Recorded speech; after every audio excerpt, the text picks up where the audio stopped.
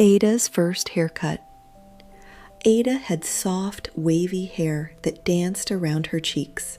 It covered her eyes when she ran and sometimes dipped into her soup at dinner.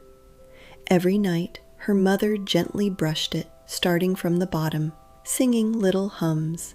But one evening, the brush stopped. A tiny knot held on tight. "I think it's time for a little haircut," her mother said with a gentle smile. Ada blinked. "A haircut?"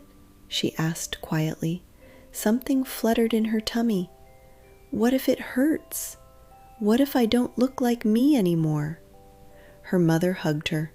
"Hair doesn't feel pain, but your heart does, and your feelings are always welcome." The next day, they walked to a small salon on the corner of their street. The windows were shiny and warm light spilled out. Inside stood a kind-looking lady with round glasses and a flower pin on her shirt. "Hello there," she smiled. "I'm Miss Rose. This is a brave chair. Many little heads have sat here for their very first snip."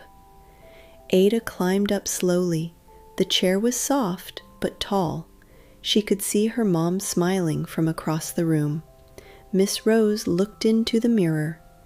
"Just a tiny trim, yes?" she asked gently. Ada nodded but held her breath. Snip! A curl floated down. Snip! Another tiny piece danced away. Ada peeked at the mirror. The girl looking back still had her bright eyes, still had her same warm smile. She was still Ada, only lighter, only a little different. "All done," said Miss Rose, holding up a small mirror. Ada turned her head side to side. It felt soft and fresh and new. She smiled, a small smile at first, then a big one. "I'm still me," she said.